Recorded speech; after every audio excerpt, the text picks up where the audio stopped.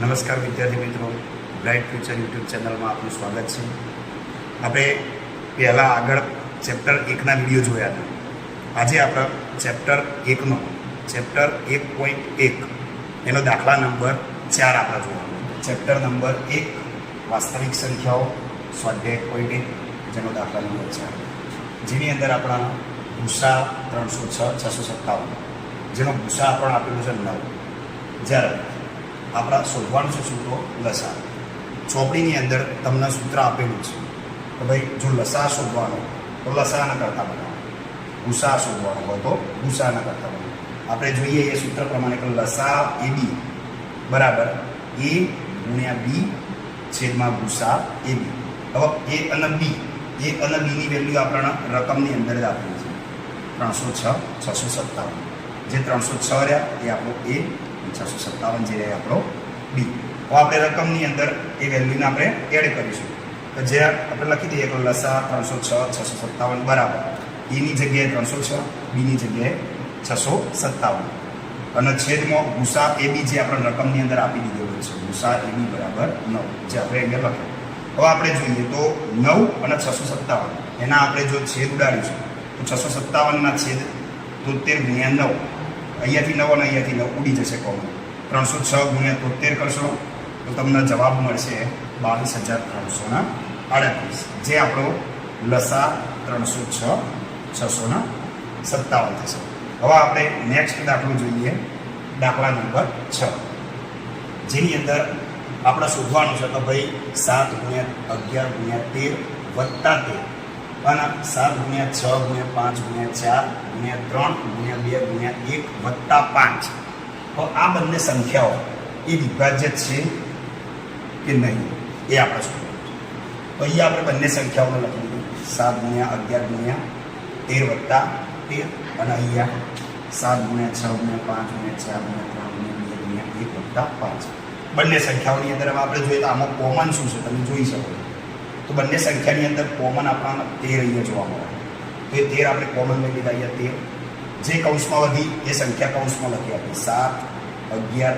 હવે વત્તા અહીંયા 13 આપણે કોમન લઈ લીધા તો વધીશું તો 1.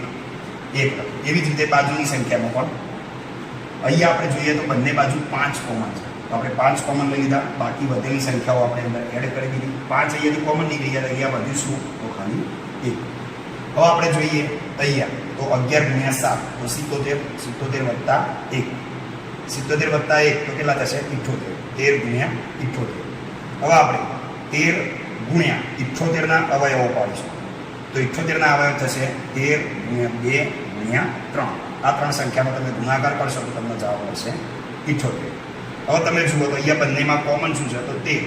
તો આપણે શું કરીએ 13 ગુણ્યા 13 એટલે કે 13નો વર્ગ ગુણ્યા 2 ગુણ્યા 3. આપણે જોઈ શકીએ છીએ કે અહીંયા આપણે આ સંખ્યાના અવયવો અવિભાજ્ય અવયવો પાડ્યા.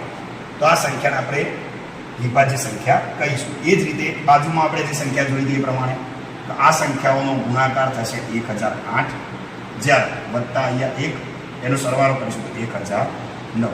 5 ગુણ્યા 1009 જે આપણે અવયવો અહીંયા પાડી શકીએ છીએ. જે સંખ્યા વિભાજ્ય છે આપણે નીચે લખી દેવાનું ભાઈ આપેલી જે સંખ્યા રહી એ વિભાજ્ય સંખ્યા છે.